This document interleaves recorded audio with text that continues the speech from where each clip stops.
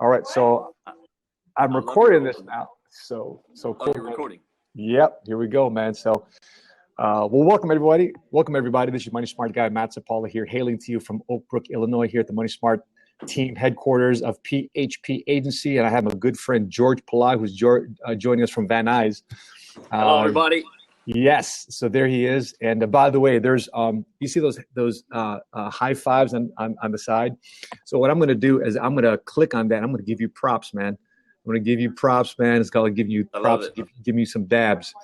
So that's how we engage the social media community. So really glad that you can join us on this really impromptu conversation about personal finance, about entrepreneurship, and really what I want to talk about, George, is really your story as an entrepreneur, man. And right before we recorded this session, George has some amazing results in his very hand about the last 30 seconds. So super proud. How much revenue did you just generate for your business this morning, George? What would you say? We did around $34,000 of business this morning. This morning. So yeah. What I'm gonna do, man, I'm gonna share. So on the left-hand column, that yellow thing says share last 30 seconds. So I'm gonna share that on my Twitter right now. He just generated $30K for his business this AM. What's your Twitter handle, bro? I think it's Jorge Pelayo. Join us now. Yeah, Jorge Pelayo. It's George Pelayo. Dude, that's awesome, man. So proud of you, man. Thanks, bro. Thank you. You guys are setting the example, man. So just so our blabbers know, this is our office here. We're in the middle of our full-timers having conversation. It's Juan Maldonado there. That's Glenda over there with the red T-shirt. That's Glossy with the pink. Yep. That's Rosie Lagunas, and that's Bex and Effects.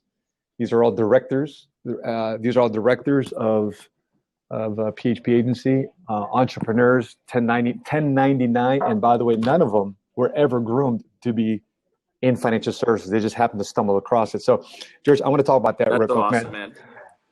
So, George, how did you stumble across entrepreneurship, man? Tell us a little bit about your story.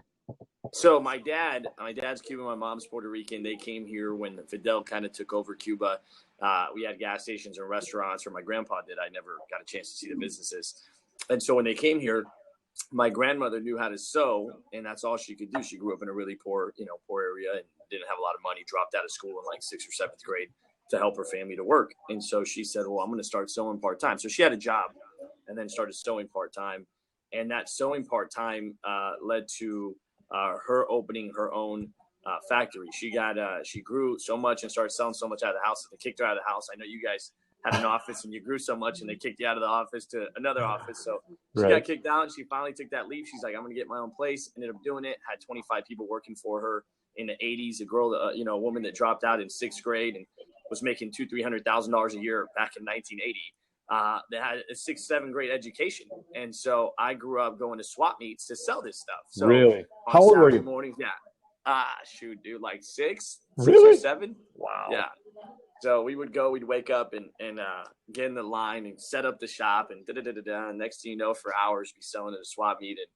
And then we did the same thing. She'd go to garage sales, buy stuff, and then do a big garage sale and sell it. So I started buying little things and selling my stuff. And then just wanted to make money. I saw that if you go work hard, you can make money. And that's kind of, I guess, where the seed really got planted a long time ago.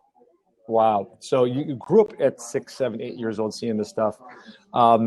Tell us about the restaurant business. I know your family had a family restaurant, and tell us about that experience, about being around food all the time. So at 15, I got started cleaning tables and picking up stuff off floor and hosting and doing that. And then that led to hosting at Olive Garden and serving at Red Lobster and being more in the restaurant business.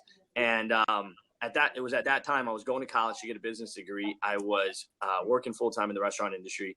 And then my neighbor started selling real estate and started making $20,000, $30,000 a month. This one was real estate was, popping off. And so I said, Sam, what do you make? And he says, I make, $30,000 this month. And I was like, I make $30,000 a year. Like, what am I doing? Right. And I was like, no way, dude. So I got my real estate license. The problem was in that office or in that industry, I didn't have any system or mentorship or direction. So I had no idea what I was doing, trying to ask everybody. And there really wasn't a system. So I'm trying to figure that out. I'm trying to go to college, and I'm working full time to pay for school and pay for real estate because I wasn't making money at the time. And one of my best friends says, hey, you need to come meet this guy, Patrick. And I said, who's Patrick? And he says, you need to just come here and speak. Yeah. And I said, man, I know what that is. It's one of those things. I'm not interested. Leave me alone. I'm busy, bro. I'm be a millionaire in real estate. I don't want anything. I'm going to college. I'm busy. And he says, he asked me for 2 months, like, come meet Patrick. And so finally I came and met Patrick at a practice company, another firm, and saw the presentation, wasn't interested. He didn't give it. But then the moment I met him and I saw his conviction and his energy, it was just, it grabbed me. I don't know the word for it, but I was like, dude, this is a guy that's going to be super successful that I want to follow, because all I was looking for was a mentor. And we're going to talk about that on the stop when I come out to your city on what is it that really is that spark that gets you from being an employee to being a business owner. Sometimes it's just having the proper mentor in your life. So we'll talk more about that. But ever since then, got started part-time, loved it, went full-time. How old were you? Struggled. I was 19 at the time. Yeah. 19. So. Wow. So, I mean, what's going through in your, because not very many typical 19-year-olds are thinking entrepreneurship or making 20, 30 grand a month. They're thinking about partying, hanging out. What was going through your mind at 19 years old?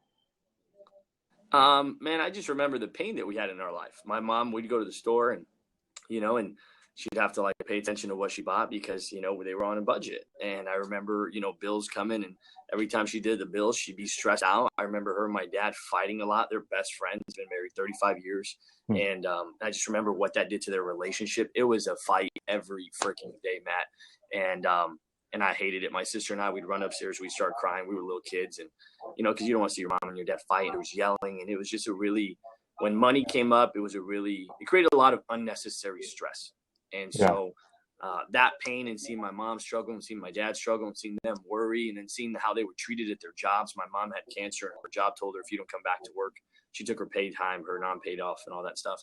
And after that, I said, if you don't come back to work, we're going to fire you. And this was a woman that was there for 20 years. She's going through chemo. She's bald. We had just shaved her head. And she's like, I got to go back to work, guys. And I just freaking pissed me off that I couldn't take care of my mom. I couldn't pay the $2,000-3,000 a month in health insurance that she needed because my job wouldn't pay me that. And I was like, dude, it's nobody's responsibility to take care of my family but my own. And so jobs don't do that for people. I really believe it's your responsibility to take care of your family. And those, being broke, seeing my family struggle, seeing my parents mistreated, that was part of it. The other part was seeing what kind of life you can have. My parents would take us out to Beverly Hills or Malibu, and they'd show us homes, and we would get off and go through open houses that are $8 million homes. And I'm like, we can't afford this. And my dad's like, one day you will. One day you'll buy one like this. And then we go look at Ferraris, and he'd be like, one day you're going to drive this. And so we didn't live that life, but he showed me what it looked like. And in the reality, I wanted them to have it more than I wanted me to have it. And so we ended up helping them buy a home and semi-retire. And now their life is good. And, financially, whatever they need, we're here for them. So it's a good feeling, man. But that's what led me to being an entrepreneur and why I did it at 19 years old. I had no choice. Somebody had to win for my family. So it was important for you growing up that do you have the siblings? I know you have a brother, Jeremy, right? Yeah. Jeremy and Jason and Jonathan and George. So that's Jason, Jeremy Graziani. But Jonathan is my little brother. He's he just got licensed, just got his first paycheck. Right. You got his first paycheck last week. So that's cool, man. Yeah, he's him and his girl Mariah are in the business with me. We had a conversation with them, and I said, do you know how much you're worth? Like, do you really know how much more you're worth than what you're making per hour? And I said, easily you're 4 times what you make per hour at a job is what you're worth in business. And so you should be making X. And they got really frustrated with their situation. So they jumped on board. So that's cool. Yeah. I remember seeing them in, when we would travel to Dubai. Dude, I mean, you're a kid with all this financial pain, selling stuff at 6 years old in a swap meet, flea market. And next thing you know, you're traveling the world with your family. We're hanging out in Dubai last year. What was that experience like? Did you feel that experience in Dubai was kind of like, wow, this is the payoff for all the sacrifice necessary, all the heartache, all the setbacks, what people say behind my back? as you went down the journey of entrepreneurship? Yeah, I think there's been so many trips from Dubai to Hawaii to Rome, to Cancun, to just all over the place, man. And I think every time we go on one of these trips, I remember my first trip that meant a lot to me. There was a couple. My first one was a raffle. We qualified. We did like 25 in the base, and so it was a raffle, and I never won anything. You know how you put your name inside, like when you see a really nice, like a car, like a nice Mustang at the at the mall or something. You're like, maybe one day I'll win it, or you play the lottery or something. I had never won anything, and this time we had to do something to get into the raffle. So I'm a big believer you have to do something, put yourself in a position to get lucky. And so they announced our name and they said, "You're going to Bahamas." And I was like, Did you have are you messing with me? Like, don't take this away. Like, don't play with me, because that stuff doesn't happen to me in the past. And it happens when you start working and you start doing your part. And so I took my 78-year-old grandmother at the time. She loved it. And the next trip we did was Hawaii, where I took my mom, my dad, my sister, my brother, her husband, their baby. And it was 13 years since we took a family vacation. Wow. So this is hot stuff, man. This is hot stuff, man. Trips like that. Oh, we may have lost John. I'll find lose George there. George, I think I might have lost you, man. But lost you, bro. I just texted him right now. Maybe you can log back in again. Maybe this is Wi-Fi. But anyway, what George is talking about there is really his journey of entrepreneurship. Really exciting to see him progress and grow. And if that's you, you're out there in business. You're out there not in business. Here, he's calling back in. Yeah, let me accept.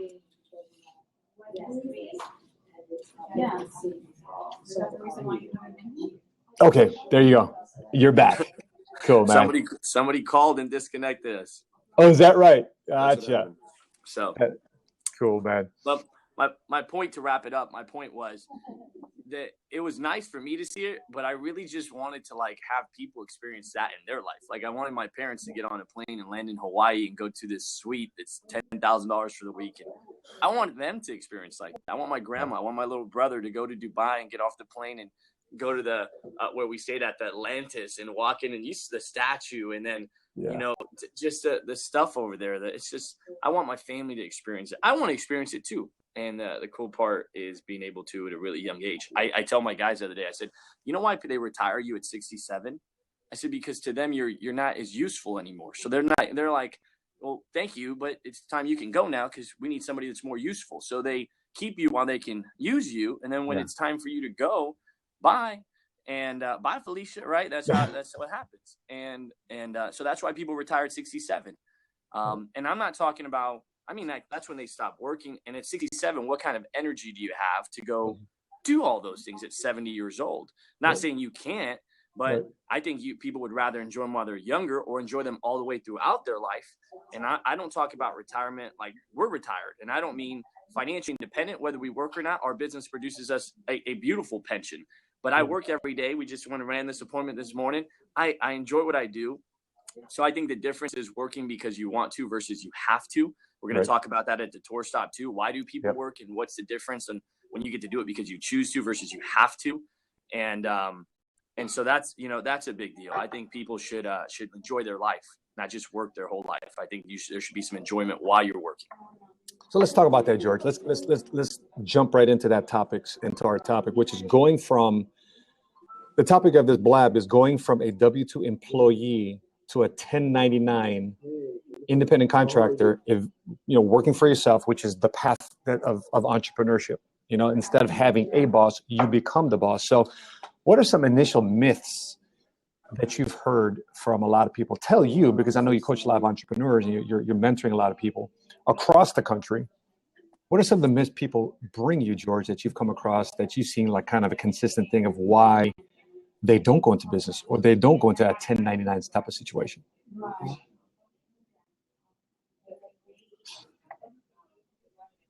So Good. Can you Go hear ahead. me?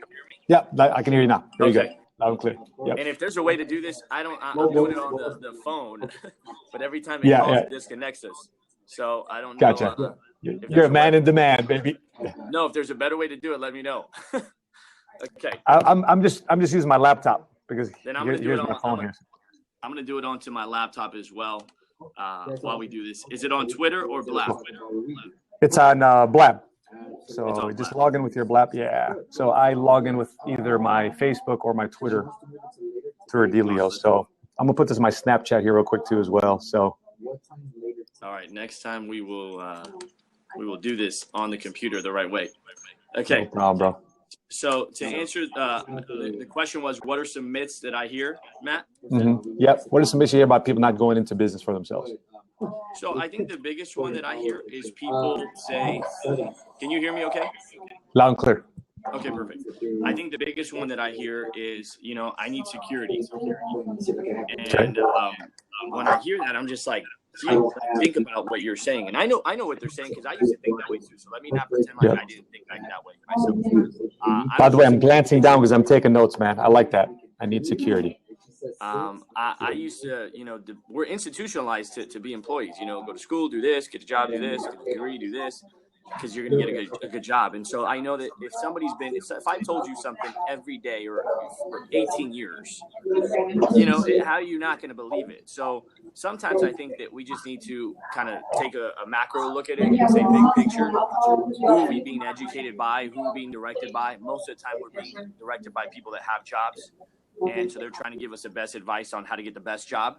But, I think about Richard Branson, or I think about Warren Buffett, or I think about, Bill Gates. And I don't think that they raise their kids to say, hey, what job do you want?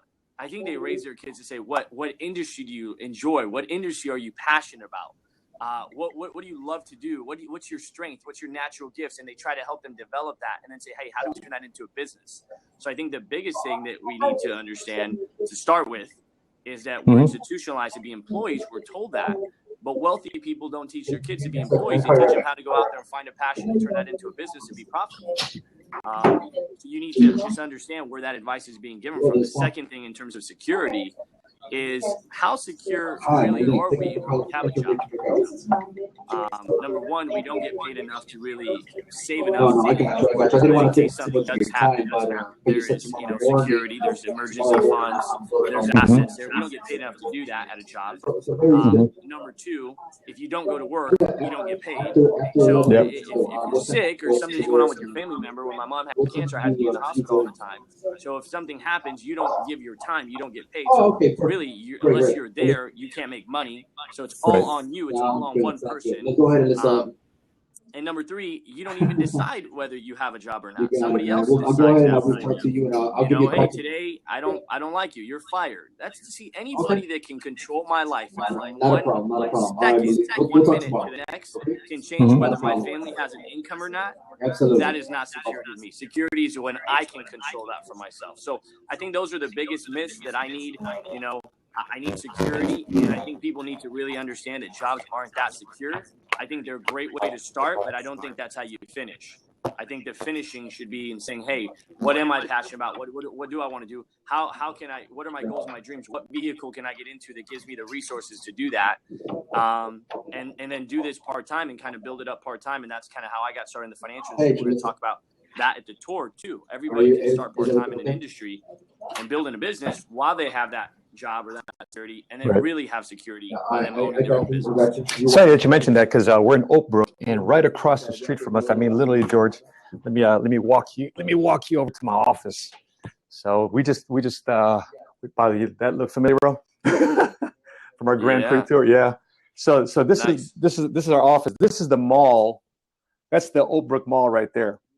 So that building, that brown building right over there. That brown building right over there, brother, right next to it, where it it was kind of like that angle. That's McDonald's. That's McDonald's Corporation. So McDonald's and Hamburger University are literally right across the street from us. Wow. And so they're talking about this whole fight for 15, right? Fight for 15, fight for a minimum wage.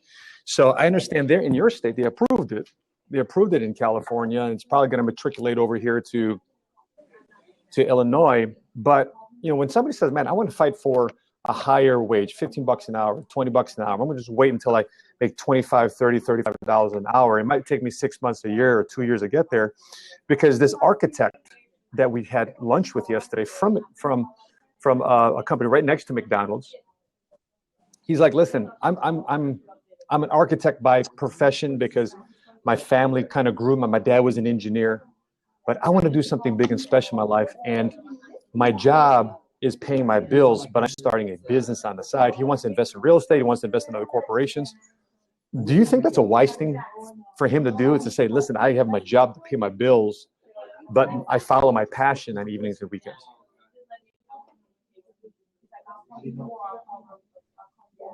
Can you hear me? Yeah, I can hear you now. Yeah, go ahead. Give me 1 second, brother. I was trying to problem. log on. That did not work. Rebecca, Miss Addington, can we use your assistance? This is one of the greatest base shop coordinators over here in the Western Hemisphere, Rebecca Addington. Nice. Hi, how's it going? What's Good to up, see you. Rebecca? Nice to see you. All right, so we need to log on to a platform called Blab on the computer. So if you could take the computer and then bring it back to me. It uses it's tied into Twitter. So just Blab. Yeah, if you can get me to the login, that'd be great. And then close the door for me, please. Thank you so much, Beck. Okay, man, having good partners is so necessary. Okay. Oh yeah. So Yep. So the question was, I want to go from being this employee to I want to open this own business, my own business, invest in all these other things. Is that what you said, Matt? Yeah. Man, I would be if I would have let's say I would have had the capital to start my own business, I would have failed because I had no clue how to run a business. And so I think there's a lot of things in terms of managing your time, managing people, managing problems, networking, negotiating, prospecting for business, selling, leading. Man, there's how to handle your own finances and running a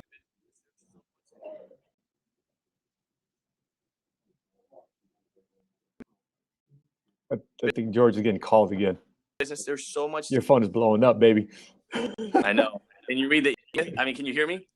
Yeah, I can hear you. Yep. Okay. So in the E-Myth, he says, what percentage of businesses make it past 10 years? And the number is, out of 1 million businesses, only 40,000 of them are still running. And so that means 960,000 businesses failed because a lot of people that go into business for themselves don't have the skill sets yet how to be entrepreneurs and how to be business people. And so my advice to anybody. By the way, this rich love right there. What's up? What's up, man? George Pelayo, baby. It's back. Hey, go. So what's up? What George is talking about? You talk about this book, right? You got it. The E-Myth. Yep. Love it. Okay. And so my advice to people is, you may think you have the skill sets and the abilities to be a business owner. If you've never owned a business, I would not put up a whole lot of capital to start a business unless I was working with somebody that had ran a business before and they were very successful at it. Yeah. Because there are things that you're going to need to know. The cool part about PHP and Vote 1099 is I came from being an employee. Although I saw my family run businesses, I came from being an employee, and I was able to get started in the industry with a couple $100 and the cost of a license, and learn how to be a business owner. Without having to put up a whole lot of capital and failing, because 960,000 people think they know how to run a business, and they put up all their assets, 401ks, cash out all this money, invest in real estate, whatever it may be that they're doing, and don't have the skill sets yet, and they fail. So I would tell you, unless you're going to work with somebody who knows how to, no matter what, work with somebody who knows how to run a business, is successful at running a business. That's another good point there, man. You're like a blog post. You're like a blog post in motion. I need to grab my notes over here, man. What's another strategy to go from W-2 employee?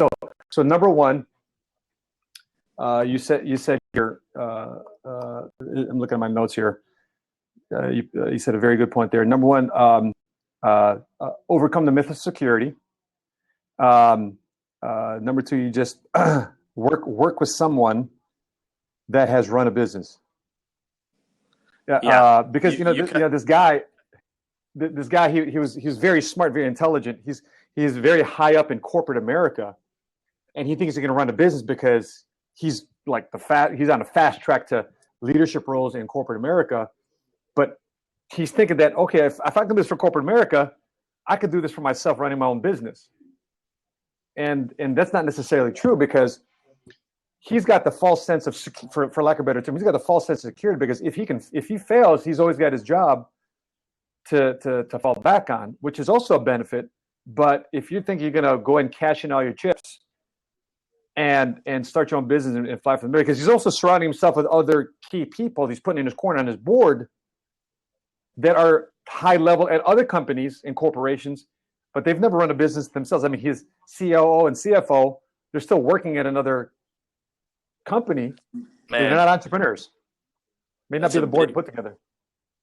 We cut out on the question, but what I would just say, and I think I'm getting with the point you're making.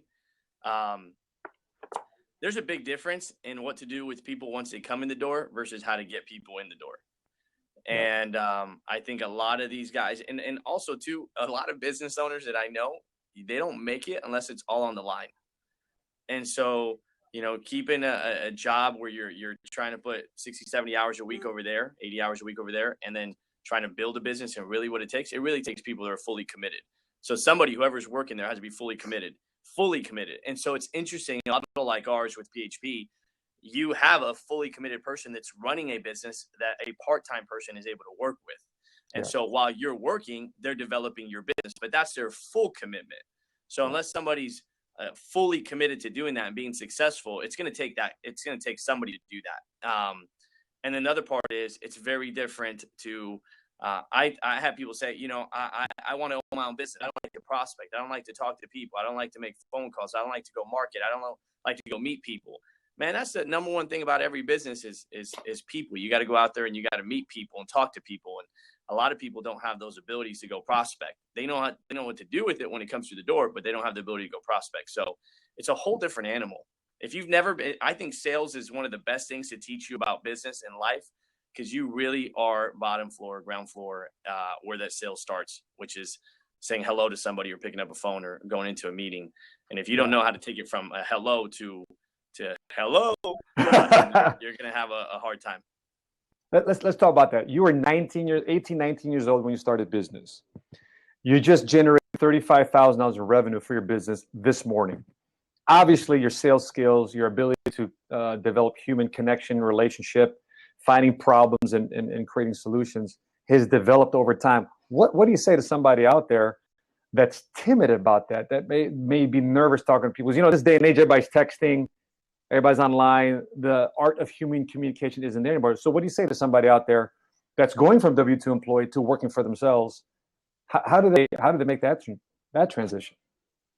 I think one of the other misconceptions on getting into being 1099 is I don't like sales. And I think one of the reasons people say I don't like sales is because they don't like getting rejected, because they think that they're going to offer, things to people and people are going to tell them no.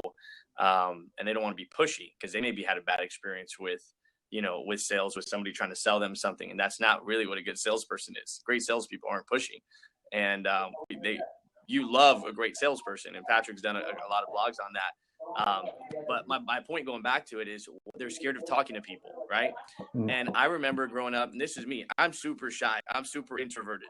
I really am. And so, yeah, I'm super introverted. I don't mind going to the movies by myself. I don't mind eating by myself.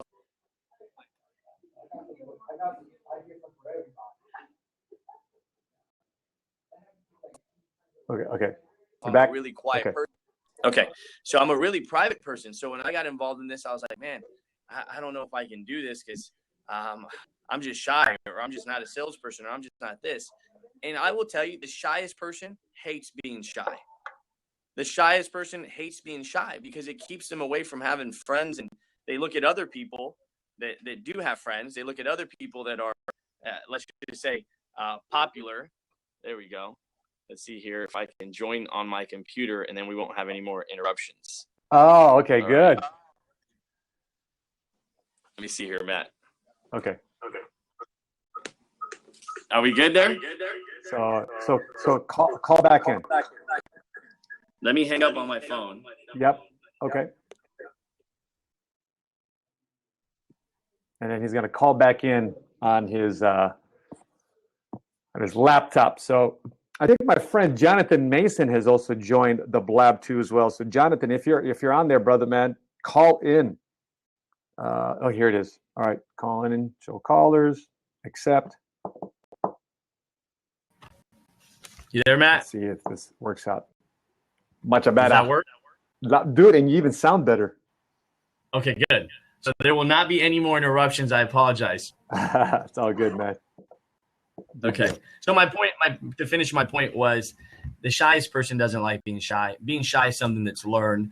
When you were a kid, you probably didn't have anything to say, and you don't know this person yet, and they're over here trying to be your best friend, and you're just like, and they're just like, oh, you're just shy, aren't you? You're just shy. You're like, yeah, I'm just shy. No, you're not just shy. You just didn't know how to have a conversation with that person. You just didn't know who they were. And so I think a lot of people are scared to. The number one thing that we need to do to survive as a community is talk to people and work with each other.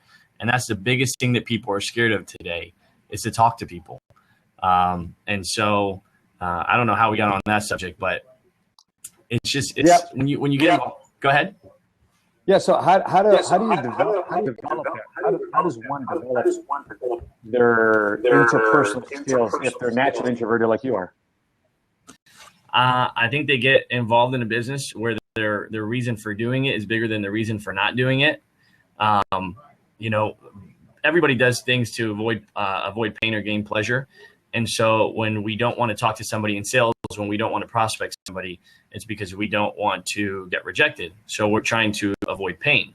But by us not doing that, there's still pain in our life. Maybe it's our family's not free. Maybe it's we can't travel. Maybe it's we have a lot of debt. Maybe it's we have to get treated like crap by our boss, or we can't live what we want to live, or kids, you give your kids what you want. So there's pain in your life. And so for me, I had to say, well, what's greater? The pain of this person possibly rejecting me and saying no, which they don't even know me to reject me. They're more rejecting an opportunity.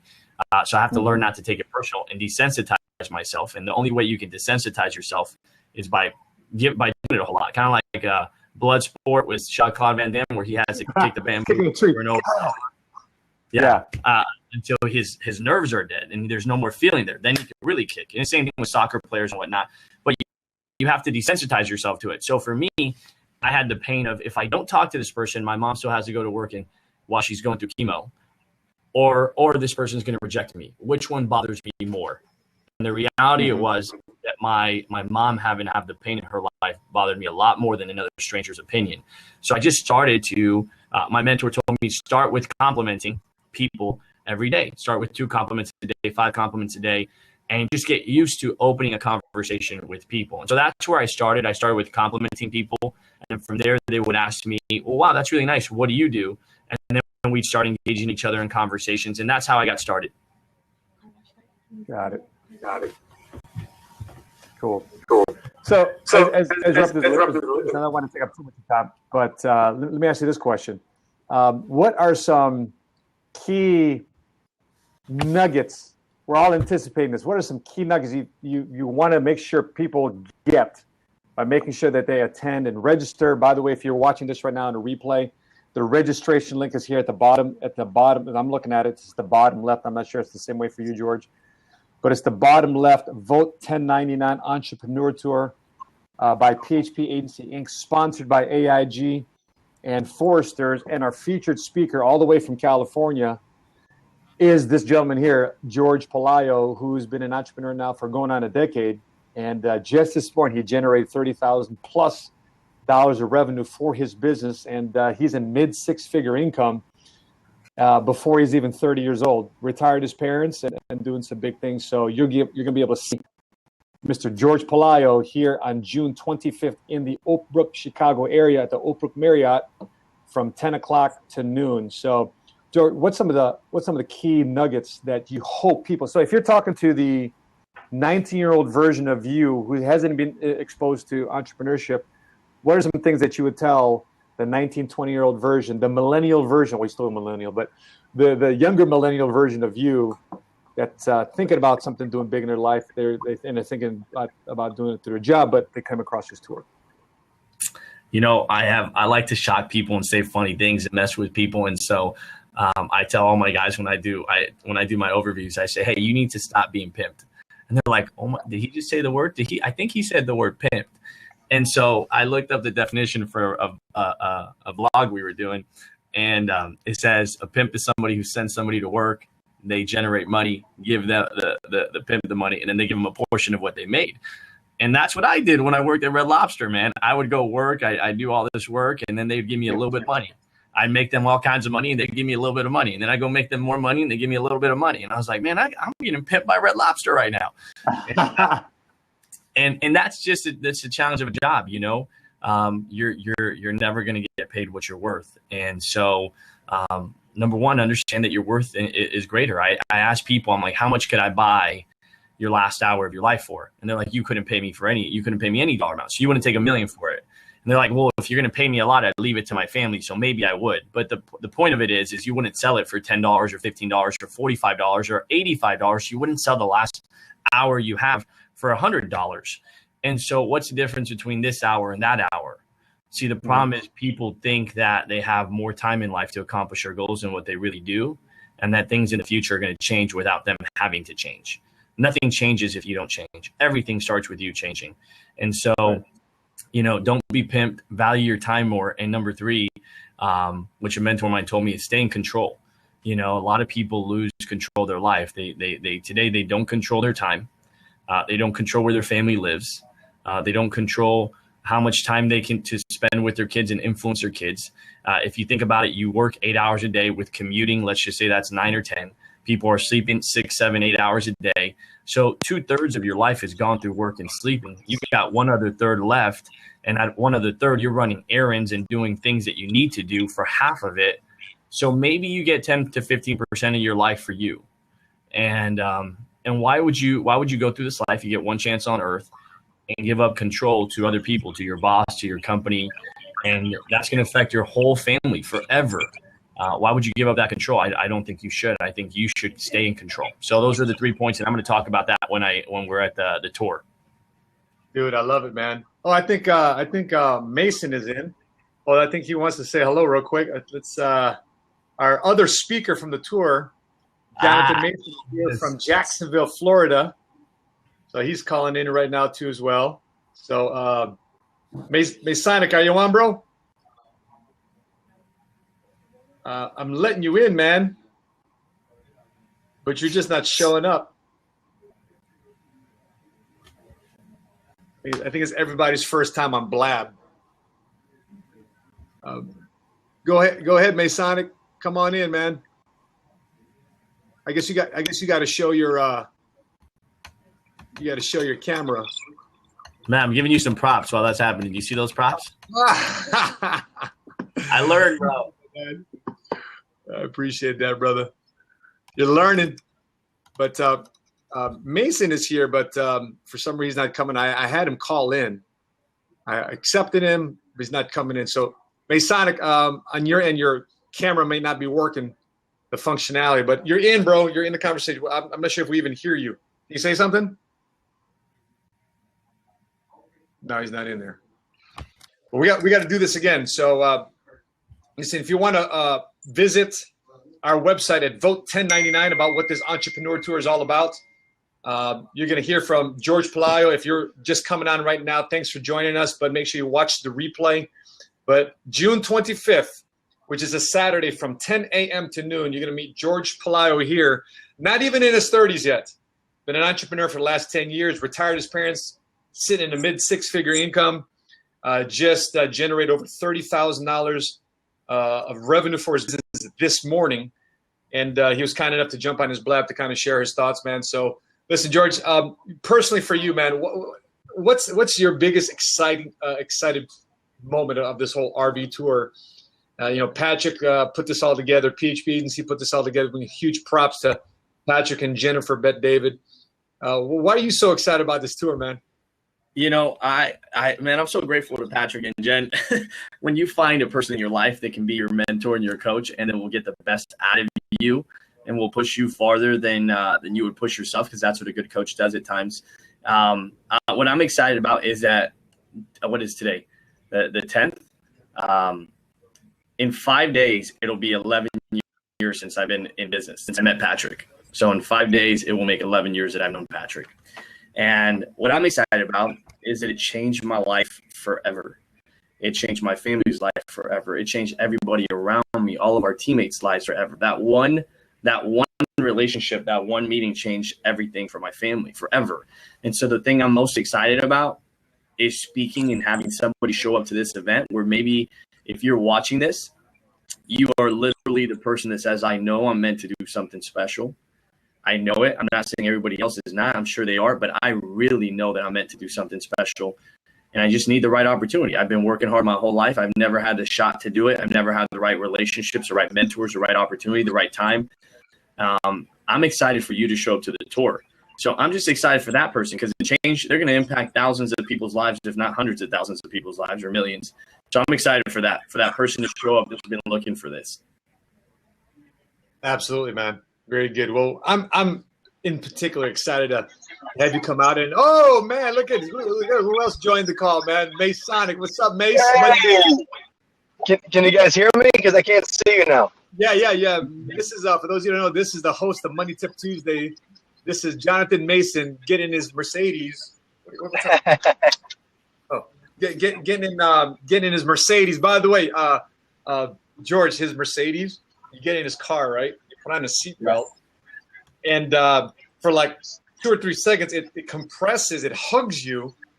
Just so that it's a loving car. It's a loving car. It's a loving car. Just to make sure. I love in this car. There's the right tension. Even the seatbelts are red. A lot of love. So, Money Mace, where are you headed for the entrepreneur tour? Where are you speaking at? Well, you know what's kind of funny, even to tell you where I'm at. You see this rain I'm in right now? You see this? Look at this. It's raining again in Jacksonville? No, really? I'm actually not in Jacksonville. Today, my father officially retired after 47 years of teaching. And crazy feeling when that happens. Thank God I'm in the position I'm in to help them, with the retirement. I'm sending mom and dad to Argentina in September, and we're holding a little surprise party. I hope he's not watching this right now, but he's got a little surprise party coming his way. I'm actually going to be doing stuff in Miami because we're opening up the West Palm area. I was in Orlando yesterday, and I'm going back to Jacksonville shortly. But I'll be flying into LA on July 8th, so you and I get to hang out for a couple of days. Nice. And if you're finishing up, you're speaking on the 10th. I'm you're in LA. We're in Baco on the 2nd, and then we're doing. I think what is it here? Let me look at the. I think you're there on the 10th, and then I'm hanging out with you guys for a day or two. Then we're going to Orange County, San Diego, Albuquerque, and New Mexico, or Phoenix rather. That is New Mexico. And then Phoenix, and then we end up in Dallas. I get to end up in Dallas. Nice. Yeah, you're doing July 11th, Orange, California, San Diego, Vista. Diego, did I say that or no? I thought I said that. Sure. In Albuquerque, I appreciate that because we have a couple offices in San Diego, man. Our team would love to hear you speak. And I love San Diego. Yeah, exactly. Perfect weather, perfect opportunity. The problem with San Diego, but my knock on them is that then the weather's so nice you got to convince them to work. But I'm gonna wear my Hawaiian shirt. We'll be fine. Well, we'll be good. For those of you joining in, listen. This is 2 examples of the millennial generation that have chosen to go from W-2 employee to 1099 self-employed, now full-blown entrepreneurs. For those of you just tuning in, Jorge Pelayo, you got to watch the replay. Just dropping some major nuggets during this call. Talk about from a Cuban, Puerto Rican heritage, swap meet at 6 years old, entrepreneur now at 28, 29 years old, commanding a 6-figure income. Vote 1099 is a national tour that we're doing. To my bottom left is Jonathan Mason. He too started entrepreneurship as a former bar mitzvah entertainer and was in the entertainment industry. Now turned financial entrepreneur to himself. He actually established the PHP agency out in Florida, commanding a 6-figure income to himself. Man, making some big coin, making some big money. Hey Mace, did you hear about Pelayo? He generated about 35 grand for his business this morning, man. This morning, what do you do? this morning. You have to. He's got the cash in hand. Close the deal, baby. That's all in day's work. All in day's work. Excited to have you guys out here, Matt. We're gonna put 1,000 people in the room. We're excited to have you out here speaking, man. We really, really, really are. Your story inspires a lot of people in the company to go from being a new agent, a marketing director, to being a president's council, chairman's council in a period of a couple of years, making $0 to $100,000 in a month. So I'm just excited. Out of all the tour stops, we get the number one guy over here in LA to do ours. So we're looking forward to having you. And Mr. Mason, I look forward to seeing you when you come in town in California as well, my man. Likewise, brother. Hope to spend some time with you when I'm out there. So for those of you tuning in and watching the replay, please go to our website at vote1099.com. Jorge Pelayo will be out in the Oakbrook, Maryville, Redding, California area from June 25th. Maryville, Indiana on the 27th. Redding, California, all the way from the Midwest to California, Northern California, to June 3rd. There he is. And then my wife and I, yours truly, will be in Bakersfield, Palmdale, Ventura, Rancho Cucamonga, and stopping in LA from June 2nd to ending in LA on June 9th. And then Mr. Money Mace here is going to take over the RV from June 11th, the 12th, 13th, and 14th from LA, Orange County, or not Orange County, Orange, California, San Diego Vista, Phoenix, Albuquerque on the 13th and 14th, wrapping up on July 14th. So listen, we're really excited, really honored. Thank you, PHP Agency, for doing this, putting us on the tour bus, baby, across the country. And also thanks to our sponsors, AIG and Forrester. So, guys, do you have any final thoughts, any last words to share before we sign off? Matt, I'm just happy to be a part of the team. I'm excited for the tour, getting that last leg, but we're excited for hearing the messages around the country. There's been a lot of crazy stuff that's happening. I'm just curious what would happen if all of us lived on the RV for 1 week, all of us at the same time. That's a story. That will be interesting. Right. We rotate the big queen size bed or whatever. No number one. I'm just concerned about the bathroom. All I can see is that scene from that show RV of them cleaning the crapper. Heck no, dude. That's it, man. So on behalf of Jorge Pelayo and Jonathan Money Mace, thanks for tuning into this blab on Vote 1099, going from W-2 employee to 1099 working for yourself. And we hope to see you at our tour across the country, 20 cities, starting tomorrow, ending on July 19th. Vote1099.com. And until we meet again, continue to live smart, continue to love smart, and be money smart today. Have a good one, everybody. See you guys. Take care, Rob. Thanks again.